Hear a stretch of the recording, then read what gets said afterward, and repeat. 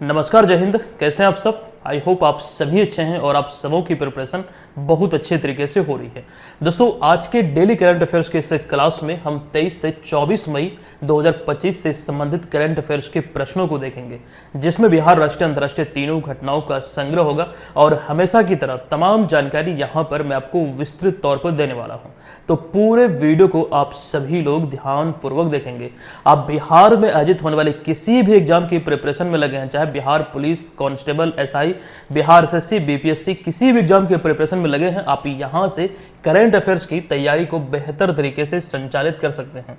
अच्छा, पिछले वीडियो में एक प्रश्न हमने आपसे पूछा था, पहले उस प्रश्न को हम यहां पर देख लेते हैं। ये प्रश्न था कि बिहार सरकार द्वारा ऑपरेशन सिंदूर के तहत शहीद होने वाले शहीदों के परिवारों को कितने रुपये सम्मान राशि देने की घोषणा की गई है।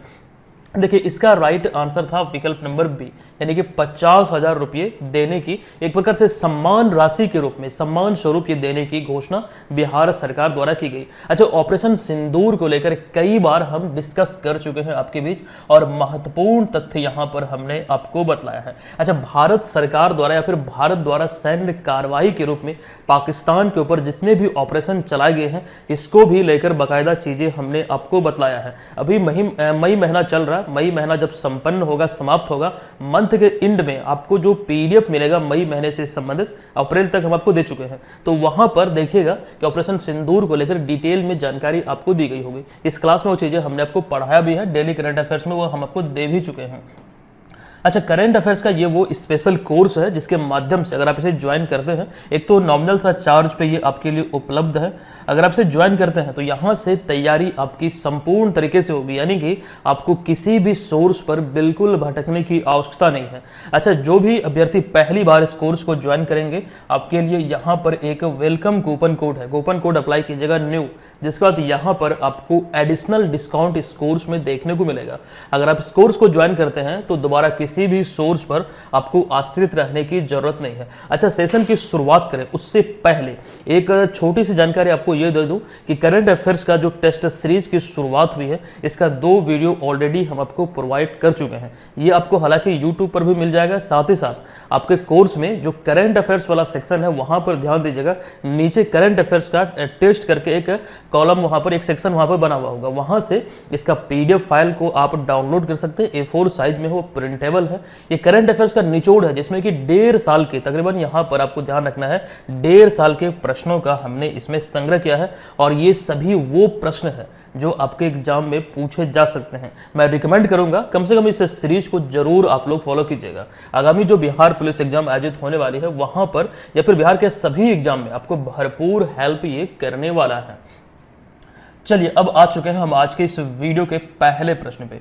देखिए, पहला प्रश्न है कि बिहार सरकार द्वारा बाढ़ की समस्या से निपटने के लिए कितने करोड़ रुपए की परियोजना को अभी हाल ही में मंजूरी दी गई है। देखिए, इस प्रश्न का जो राइट आंसर है यह है विकल्प नंबर ए, यानी कि 4415 करोड़ रुपए की मंजूरी अभी हाल ही में बिहार सरकार द्वारा दिया गया है।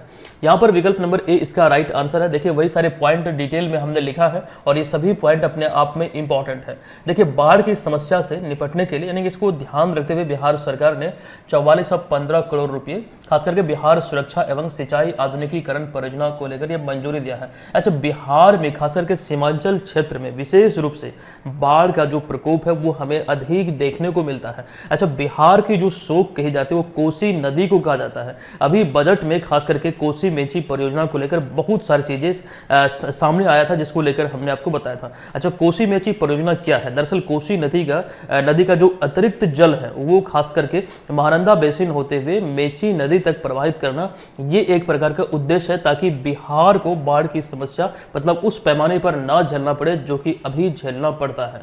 देखिए, यहां पर हमने लिखा है जो खास करके इतनी राशि की मंजूरी दी गई है, इसमें समझिएगा कि जिसमें 30% यानी कि 1324.50 करोड़ रुपए बिहार सरकार देगी, अतः मतलब और इसके अतिरिक्त 70% अर्थात 3090.5 करोड़ रुपए ये विश्व बैंक से ऋण लिया जाएगा, यानी कि विश्व बैंक की सहायता से इस योजना को संचालित किया जाएगा। ये अभी हाल ही में मंजूरी दिया गया है। देखिए, इस परियोजना का मुख्य उद्देश्य क्या है? तो कुशल सिंचाई प्रणाली का निर्माण करना तथा बाढ़ जोखिम न्यूनीकरण और सूखा निवारण, यानी कि बाढ़ जोखिम को कम करना, साथ साथ सूखे की समस्या का भी निदान करना है।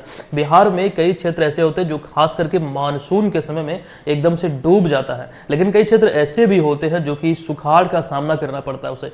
तो ऐसे में यहाँ पर इस योजना का उद्देश्य यही है कि जो सिंचाई प्रणाली है उसे मतलब कुशल बनाना है, बेहतर बनाना है, साथ ही साथ बाढ़ जोखिम को न्यूनतम करना है, कम से कम करना है और सूखा निवारण से निपटान करना है।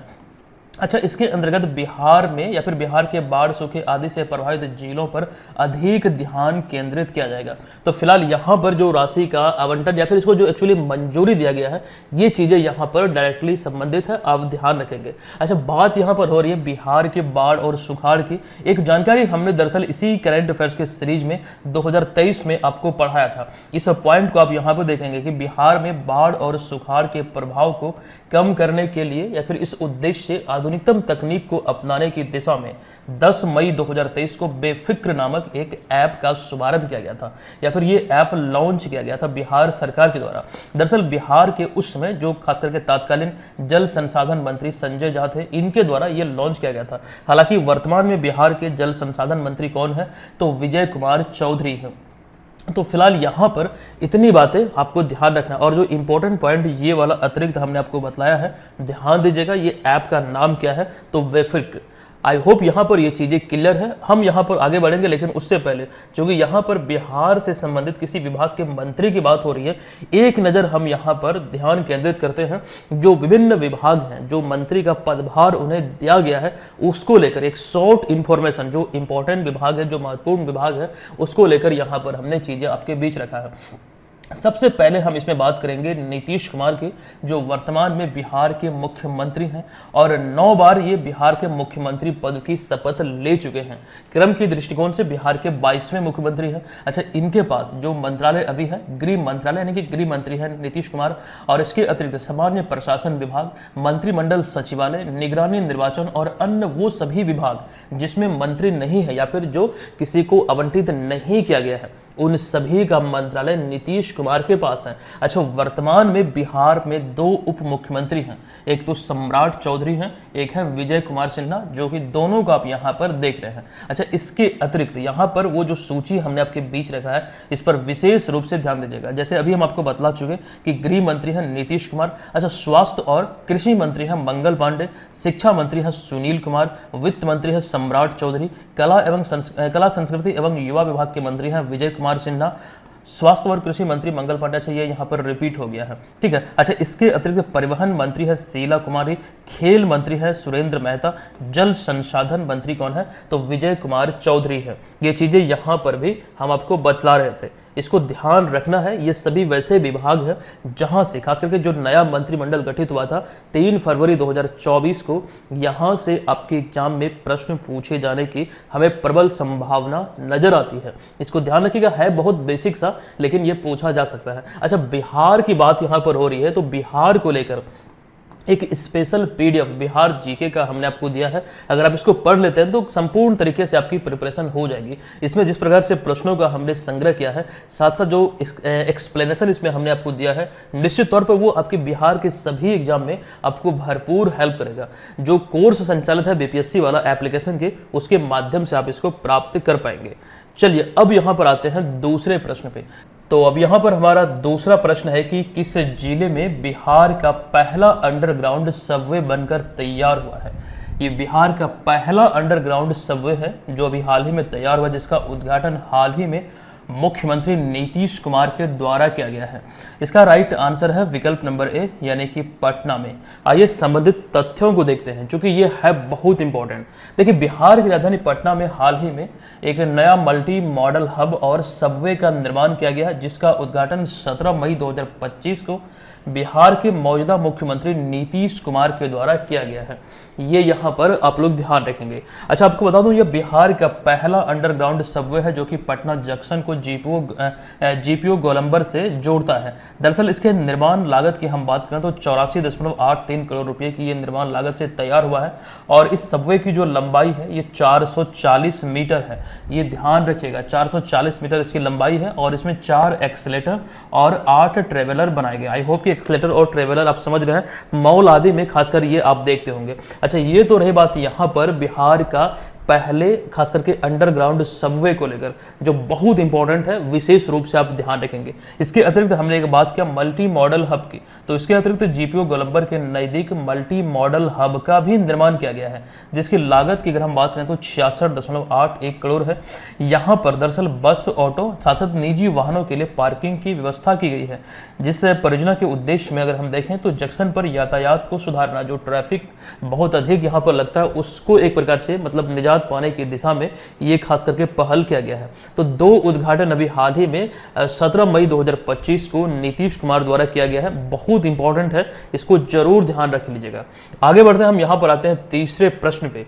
ये प्रश्न है हालिया जारी वैश्विक खाद्य संकट रिपोर्ट 2025 के अनुसार भारत में कितने लोग प्रतिदिन 1.90 अमेरिकी डॉलर से कम पर जीवन यापन कर रहे हैं, जो कि यह भुखमरी की स्थिति को दर्शाता है। बहुत इंपॉर्टेंट प्रश्न है। अच्छा, विशेष रूप से ये आपको ध्यान रखना है, जो भी रिपोर्ट जारी होते हैं खास करके उसे बिहार और भारत के संदर्भ में जरूर अच्छी तरीके से पढ़ने का प्रयास कीजिएगा, याद रखने का प्रयास कीजिएगा।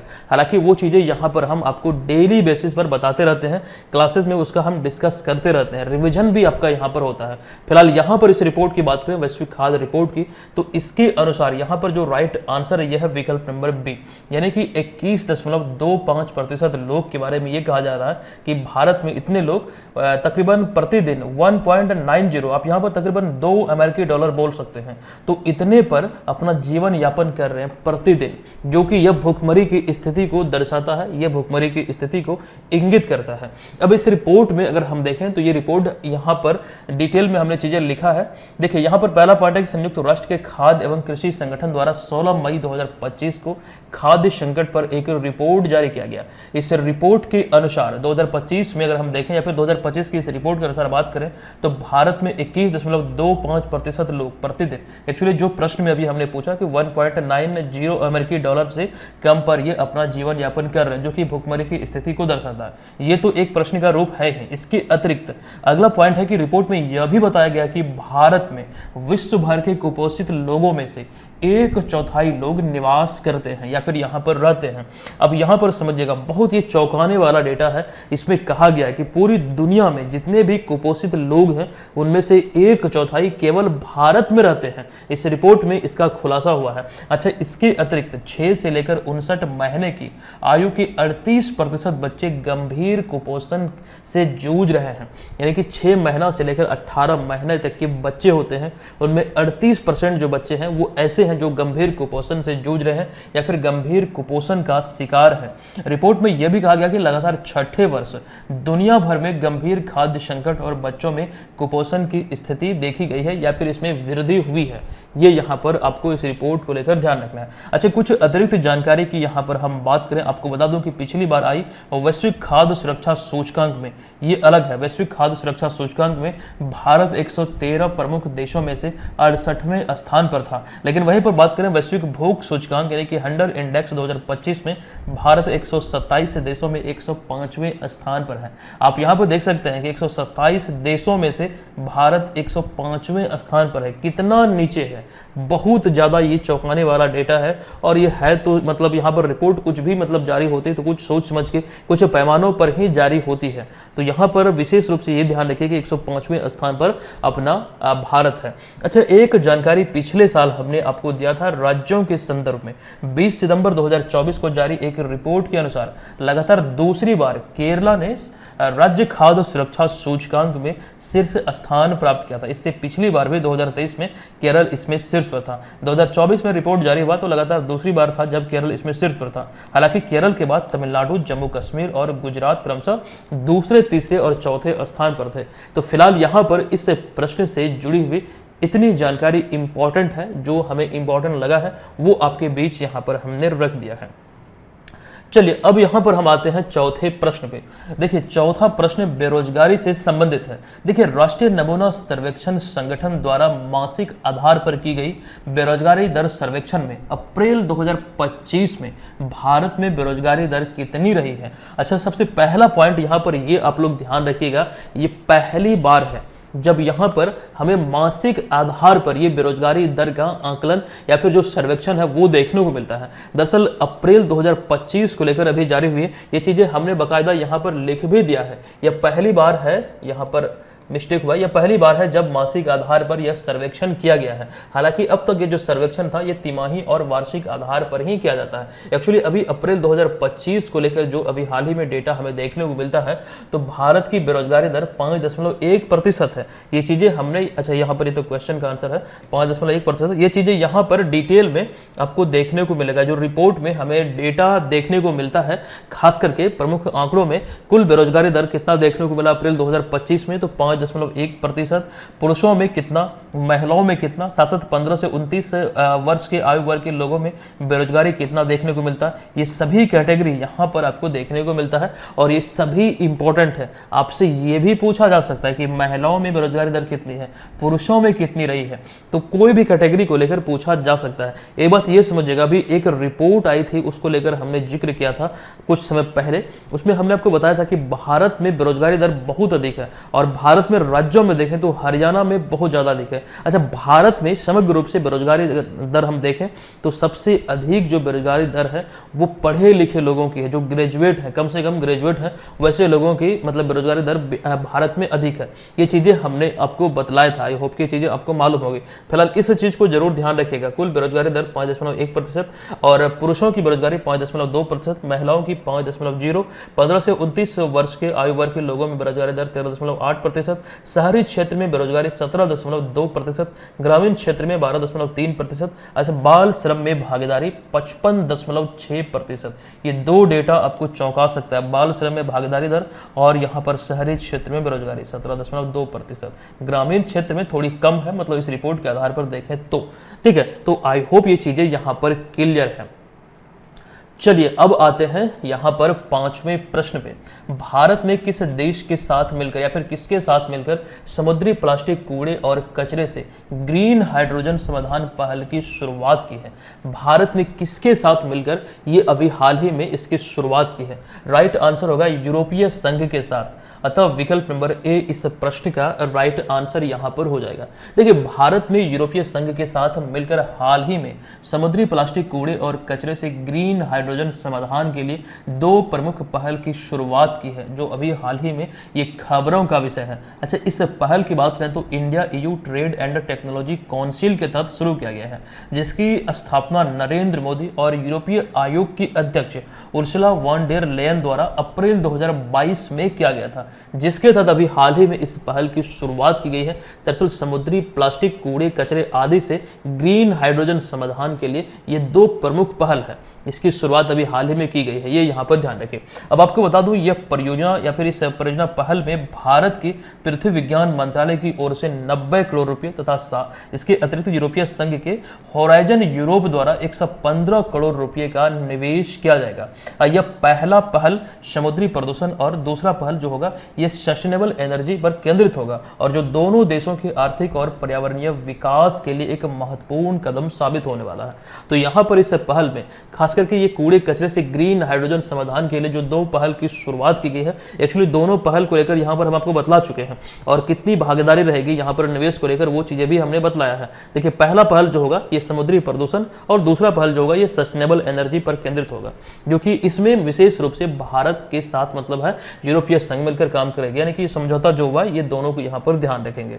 चलिए, अच्छा, आगे बढ़ने से पहले एक महत्वपूर्ण जानकारी आप सभी को दे दूं, खास करके जितने भी अभ्यर्थी घर बैठे रहकर 71वीं बीपीएससी प्रीलिम्स एग्जाम की प्रिपरेशन में लगे हैं, ये बहुत सुनहरा मौका है। सपने देखना बुरी बात नहीं है। आप लोग अपने आसपास भी ऐसे लोगों को देखते होंगे जिनसे कोई उम्मीद नहीं थी, आपको ये फील होता था कि ये हमसे पढ़ाई में कमजोर है, लेकिन आप देखते होंगे परिणाम ये हुआ कि वो जॉब में है और आप अभी तक जॉब नहीं ले पाए हैं। तो सपने देखिए, सपने देखना बुरी बात नहीं है और सपने को साकार करने की दिशा में एक जो कदम होगा वो होगा निरंतरता। पूरी निरंतरता के साथ चीजों को फॉलो करना, ठीक है, वो बहुत इंपॉर्टेंट रोल प्ले करेगा। कछुआ खरगोश की कहानी आपने जरूर सुना होगा, ठीक है। तो वही चीजें होती है कि निरंतरता के साथ आप जब बने रहेंगे तो सफलता जरूर आपकी कदम चूमेगी। अच्छा, जितने भी लोग 71वीं बीपीएससी एग्जाम की प्रिपरेशन में लगे हैं, बीएम ऑनलाइन लर्निंग एप्लीकेशन पे ये कोर्स संचालित हो रहा है। इस कोर्स में 71वीं बीपीएससी एग्जाम के लिए हम तमाम स्टडी मटेरियल आपको देंगे, ठीक है। इसके अतिरिक्त इसमें करंट अफेयर्स की जो क्लासेस आप देखते हैं, करंट अफेयर्स का पूरा पैकेज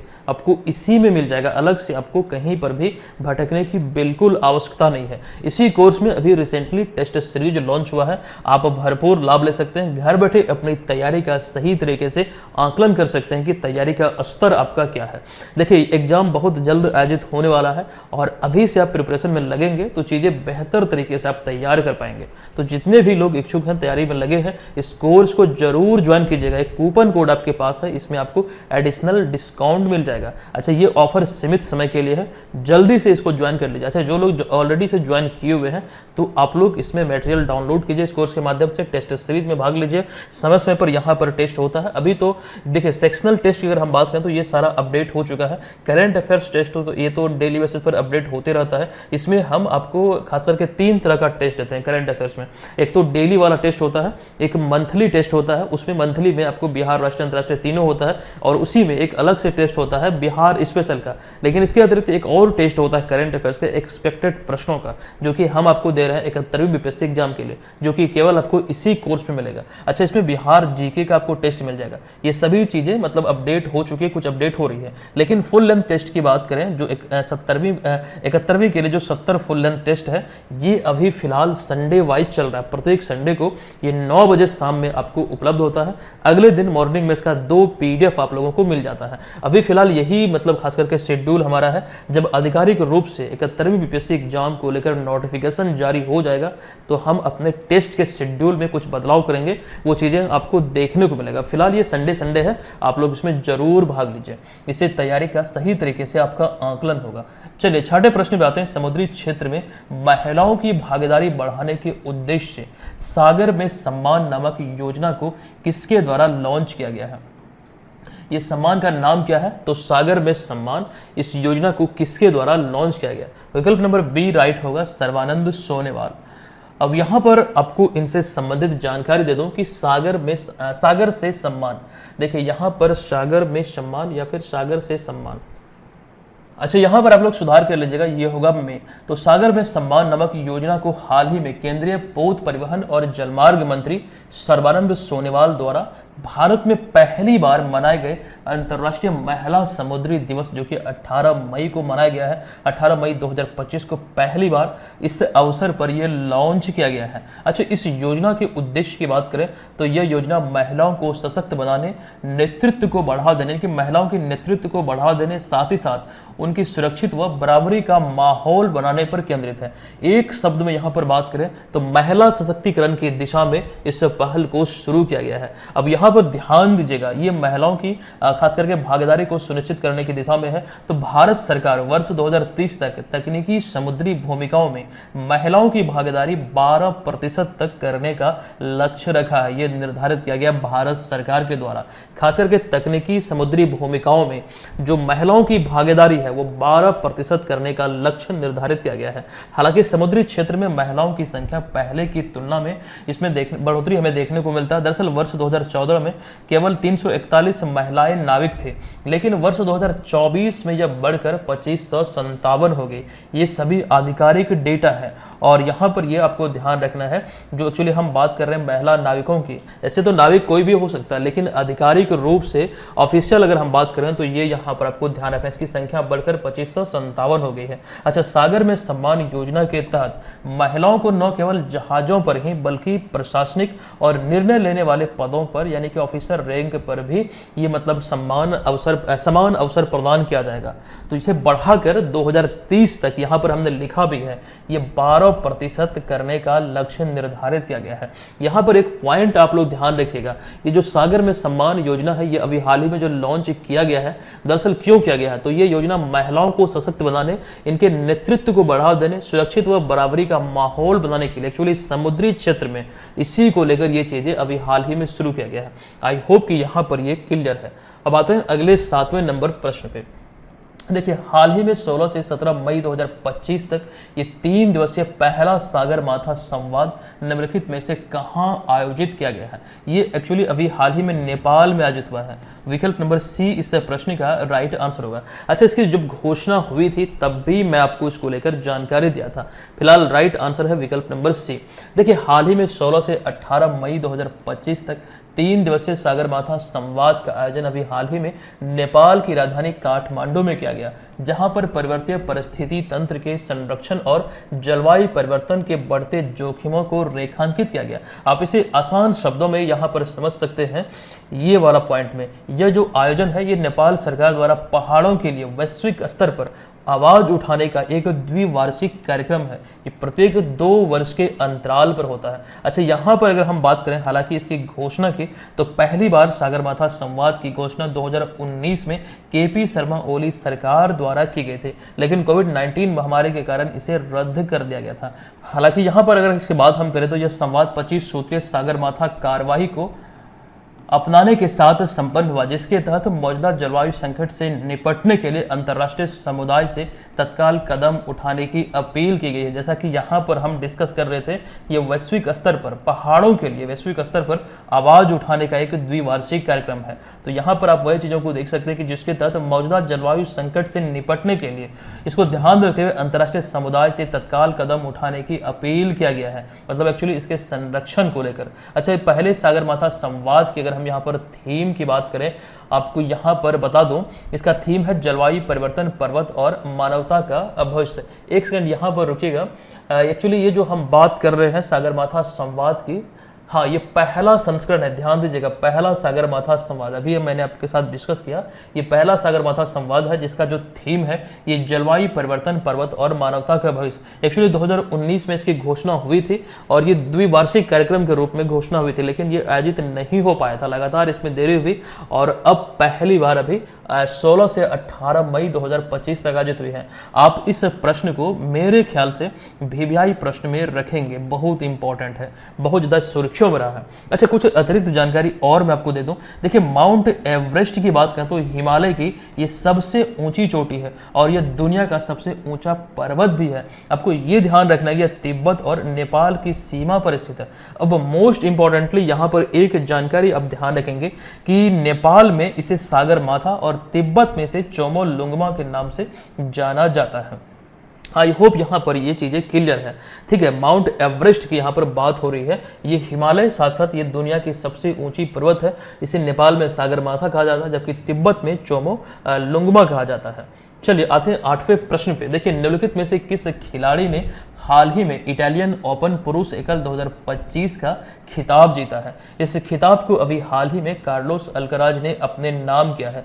विकल्प नंबर बी इस प्रश्न का राइट आंसर होगा, जिन्हें आप यहाँ पर देख रहे हैं। देखिए इटालियन ओपन पुरुष एकल 2025 का जो खिताब है स्पेनिश खिलाड़ी कार्लोस अल्कराज ने जीता है। दरअसल जैनिक सिनर जो कि इटली के हैं, इन्हें हराकर इस खिताब को जीता इन्होंने। तो यहाँ पर वही चीज़ लिखा गया कि जैनिक सिनर जो इटली के हैं, इन्हें हराकर कार्लोस अल्कराज द्वारा जीता गया। यह पहला इटालियन ओपन है, ये भी ध्यान रखिएगा, ये कार्लोस अल्कराज के नाम पहला इटालियन ओपन है। दरअसल पिछले साल से लेकर अब तक कार्लोस अल्कराज एकमात्र टेनिस खिलाड़ी हैं जिन्होंने जैनिक सिनर को लगातार 4 बार हराया है। ये भी एक बहुत इंपॉर्टेंट जानकारी है। इस तरह से प्रश्न एग्जाम में अराइज होते हैं, ध्यान रखिएगा। अच्छा, इटालियन ओपन की बात करें तो रोम इटली में आयोजित होने वाला एक वार्षिक टेनिस टूर्नामेंट है, जिसे कि मई के दूसरे सप्ताह में एक्चुअली लगभग यही समय दौरान यहाँ पर आयोजित होता है। ठीक है, आई होप कि ये चीजें यहाँ पर क्लियर है। अच्छा, मैं पुनः दोहरा रहा हूँ, यहाँ पर जो बात हम कर रहे हैं इस तरह के इटालियन ओपन, ऑस्ट्रेलियन ओपन, ये सभी इंपॉर्टेंट होते हैं, कोई भी एग्जाम में पूछा जा सकता है।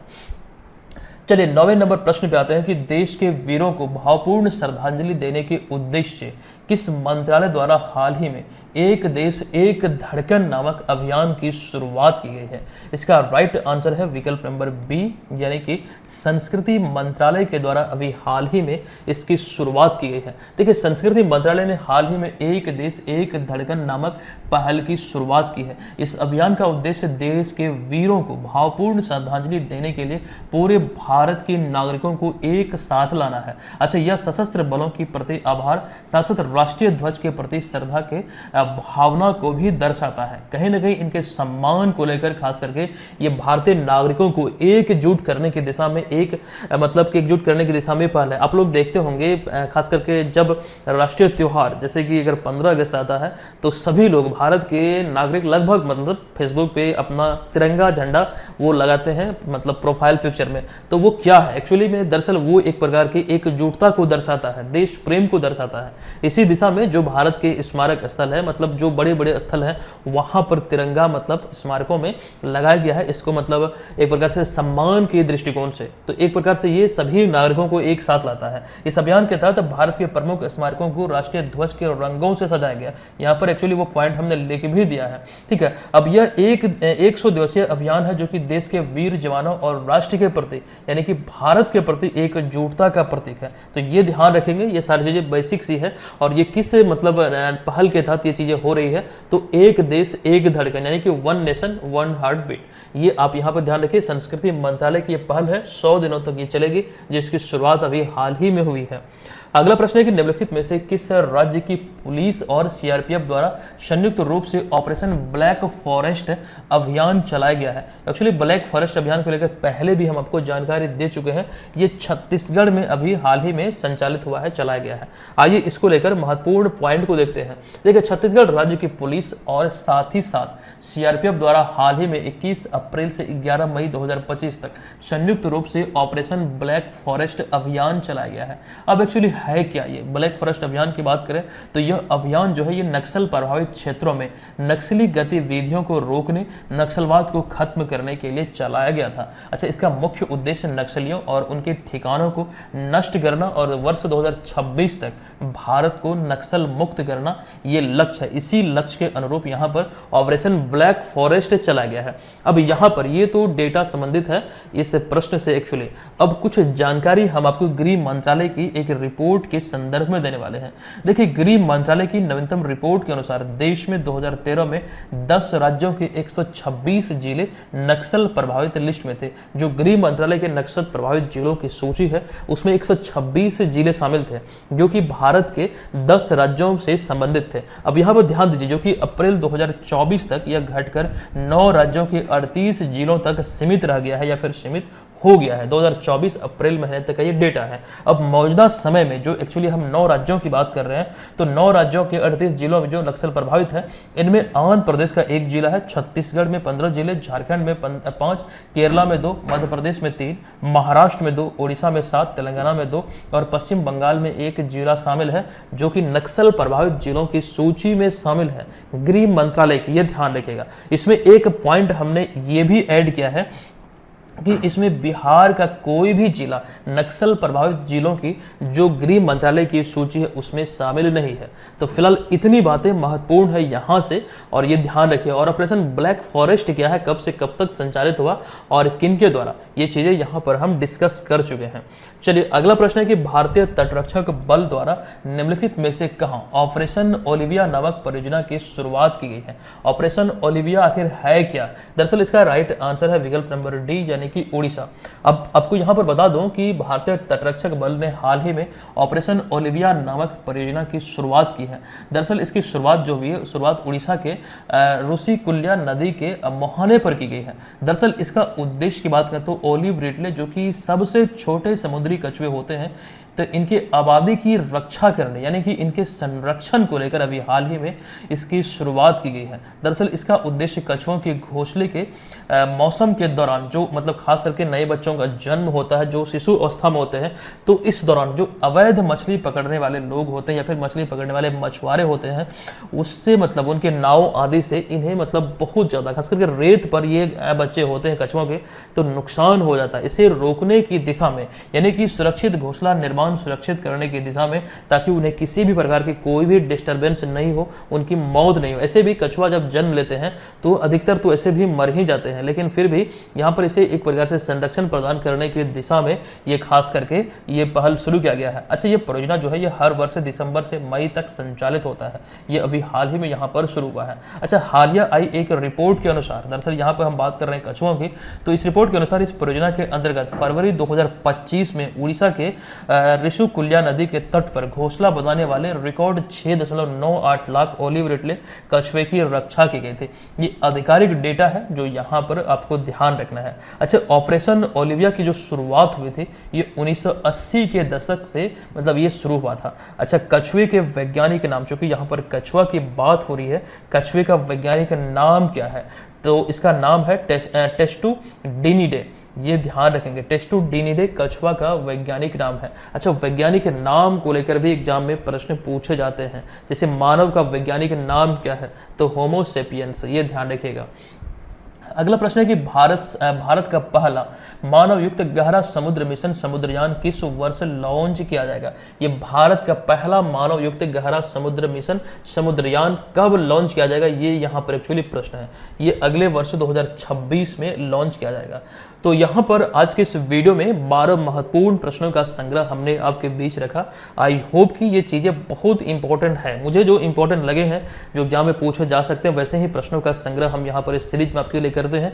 और आप लोग भी एक समय निर्धारित कीजिए, उसी समय पर डेली बेसिस पर आपको क्लासेस को फॉलो करना है। और ये रहा आज के इस वीडियो का प्रश्न। यहाँ पर कमेंट बॉक्स में आपको बताना कि इस प्रश्न का आंसर क्या है। और एक्चुअली करंट अफेयर्स का यही वो कोर्स है, मैंने आपको कई बार बोला, एप्लीकेशन पे जाइए, एप्लीकेशन पे लॉगिन हो जाइए। पहले सबसे पहले अपना नंबर आदि डाल के पेड कोर्स में क्लिक कीजिएगा, वहां पर ये कोर्स दिखेगा करंट अफेयर्स हिंदी के नाम से, current affairs Hindi for all Bihar exam, ऐसे करके एक कोर्स होगा। यही वाला बैनर आपको वहां पर दिखेगा। आप अपना पैकेज प्लान सेलेक्ट कीजिएगा, ये कूपन कोड अप्लाई कीजिएगा, वहां पर देखिएगा कि इसमें आपको डिस्काउंट मिल जाएगा। उसके बाद कोर्स को ज्वाइन कीजिएगा। इसमें आपको तमाम मटेरियल, अगर आप इस कोर्स को ज्वाइन करते हैं तो करंट अफेयर्स के लिए आपको पूरी जिम्मेदारी मतलब जो होगी वो हमारी हो जाएगी। आपको किसी प्रकार की कोई टेंशन लेने की आवश्यकता नहीं है, वो सारा यहाँ पर आपका कवर हो जाएगा। ठीक है, ये तो रही बात यहाँ पर करंट अफेयर्स की। हालांकि करंट अफेयर्स का तमाम जो मटेरियल है, जो कोर्स है, उसमें इंक्लूडेड है 71वीं वाले कोर्स में। अगर आप 71वीं की प्रिपरेशन की तैयारी में लगे हैं तो मैं सजेस्ट करूंगा कि आप इसी को लीजिएगा। इसमें करंट अफेयर्स का कोर्स भी मिल जाएगा, टेस्ट सीरीज जो भी लॉन्च हुई वो भी मिल जाएगा। तमाम चीज़ें इस एग्जाम के लिए जो जरूरी है, जो प्रीलिम्स के लिए हम बात कर रहे हैं, वो सभी इसमें आपको मिलने वाला है। इसमें कूपन कोड है वेलकम, ठीक है, इसे अप्लाई कीजिएगा, निश्चित तौर पर यहाँ पर आपको डिस्काउंट मिल जाएगा। ठीक है, तो यही वो कोर्स है जो कि आपको परचेज करना है एप्लीकेशन पे। तो दोस्तों आज के इस वीडियो को हम यहाँ पर समाप्त करते हैं। अच्छा, जाते रहते मैं आपको बता दूं कि जो अभी करंट अफेयर्स टेस्ट की जो शुरुआत हुई है, जो एक्चुअली हम आपको वीडियो के स्टार्टिंग में ही बतला रहे थे, उसका 2 वीडियो आप लोगों को दिया गया है। आप लोग जरूर जाके इस वीडियो को समाप्त होने के बाद उसको जरूर देख लीजिएगा, उसके बाद आदि काम में लगिएगा। ठीक है, आपको मैं सजेस्ट करना चाहता हूँ कि प्रत्येक दिन सुबह 1 घंटा समय हमें दीजिए, हम आपको करंट अफेयर्स में बेहतर बना देंगे, या फिर यूं कहें कि करंट अफेयर्स में आपको हीरो बना देंगे। केवल 1 घंटा समय दीजिए, 40 से 60 मिनट के दौरान हमें समय चाहिए आपका प्रत्येक दिन, और निश्चित तौर पर हम आपको बेहतर बनाएंगे। चलिए मिलते हैं नेक्स्ट वीडियो में, तब तक के लिए धन्यवाद। ये वीडियो कैसा लगा आप लोग जरूर बतलाइएगा। धन्यवाद, जय हिंद।